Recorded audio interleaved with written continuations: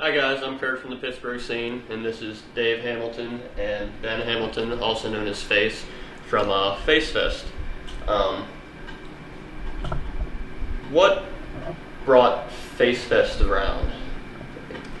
Well, pretty much me and Ben moved in together, 4 years ago? 4 years ago? Yeah, that makes sense.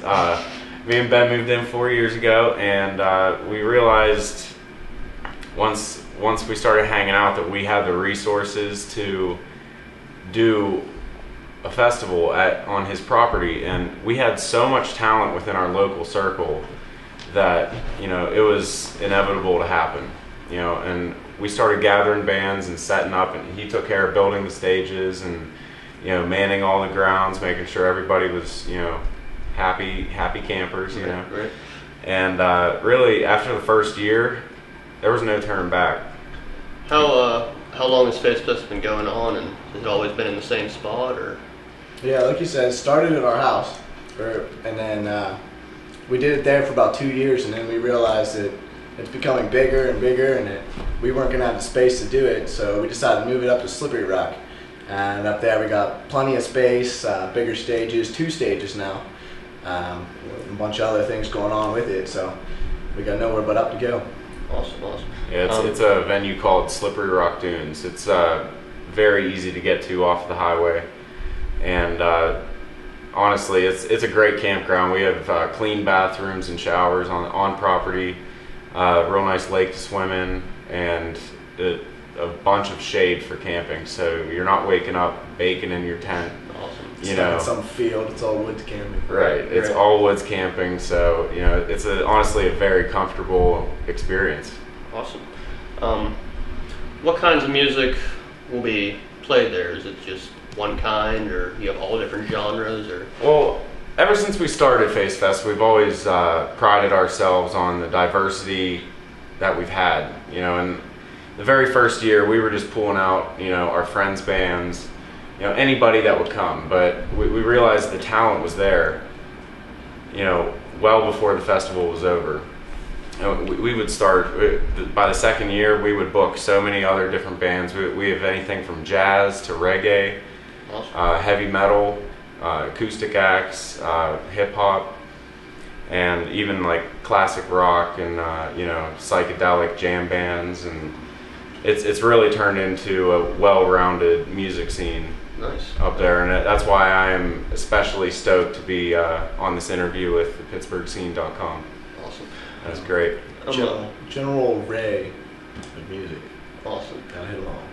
What are some of the bands that are playing there?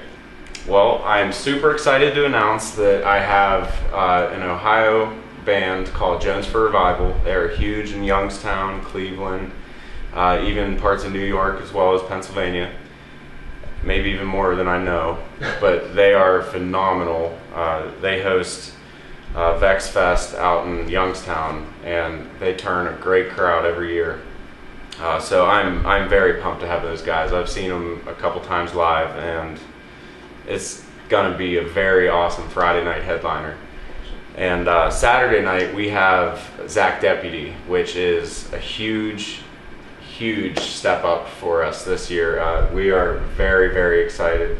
I think our entire circle of friends is fans of Zach Deputy, and I'm really excited to see what other kind of crowd he'll bring, from the Pittsburgh, area. And I don't know, some of the other bands that we have are Dizzy Whoosh, Wine and Spirit, Lime 11, which is Sublime and 311 cover band. They are phenomenal.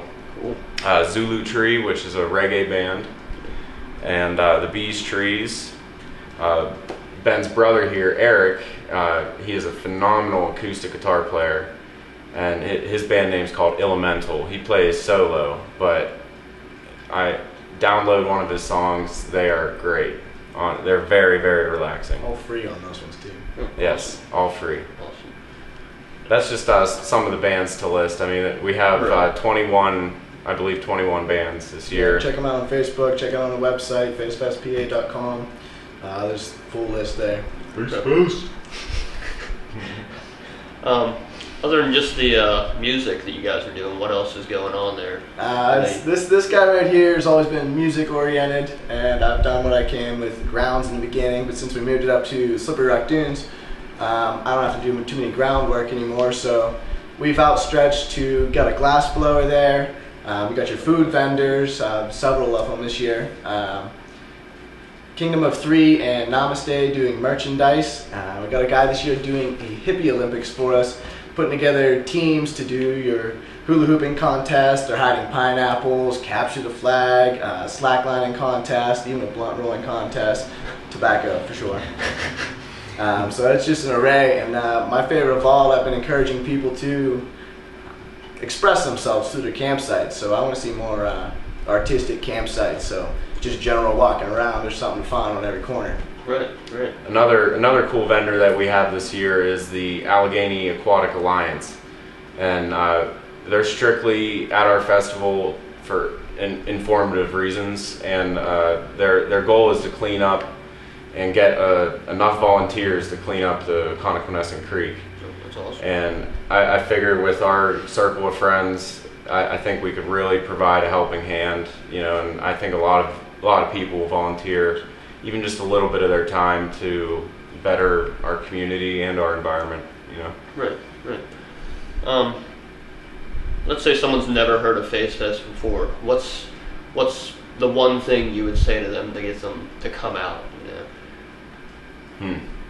There's an array. It really depends on who the person is. That's true. If they're wearing band clothes, then clearly this is a band. But if they're a social person and like their friends, then we got an array of beautiful people out there that I've had a lot of people just say, "Hey man, FaceFest 2, FaceFest 3 changed my life." So it's a life-changing experience for some people, that's for sure. So we honestly have heard that several times from several different people. Like, I don't know what it is about our shows, but for some reason it seems to be strictly a gathering of good people. Right.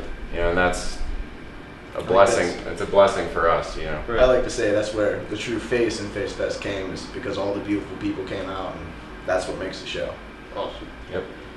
What are the in the past years, what would you say the typical demographic was, like 18 to 20, or is it people of all ages, or? Well, the first 2 years it was pretty narrow.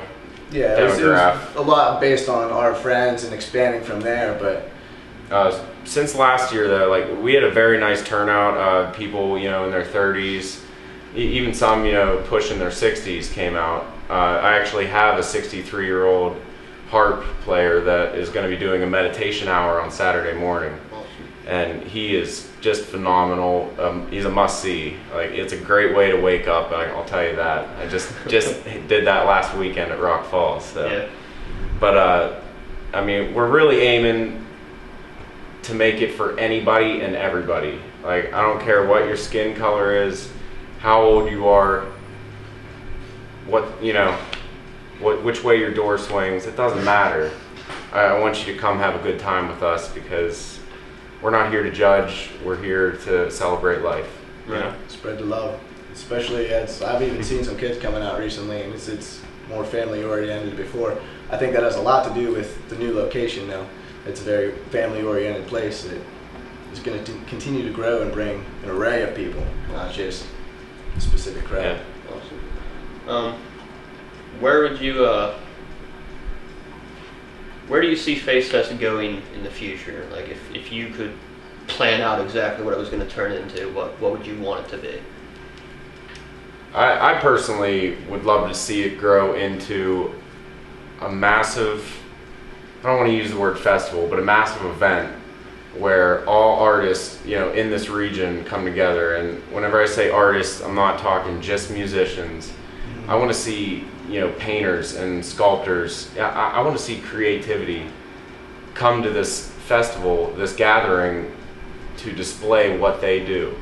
Because everybody is unique in their own talents. And, I really want to see it grow in that sense, not just be a one-sided, all music. I want to walk down the path and see people, just displaying what they can do. If it's up on stage, if they want to build our stage for us, then build our stage for us. Whether it be something you do professionally, like paint or draw or play music, I've seen people that have no artistic talent whatsoever and clearly put forth some effort and made a goofy campsite that people walk by and were like, that guy's expressing himself. Yeah. It gets right on. Awesome. Another area I see us heading towards for FaceFest in the future is I really would love to see it become a fundraiser for local charities.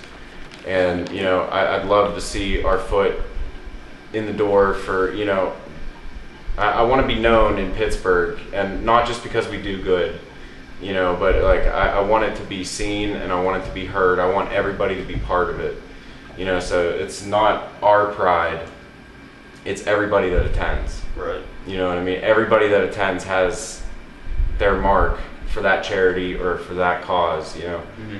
I would love to see it turn into something huge to where we can really pull in like huge names. Yeah. And those guys come up on stage and play for us because, we're raising money for breast cancer or, Right. I would love to see it. Right. That would be a beautiful, beautiful thing. That would be awesome.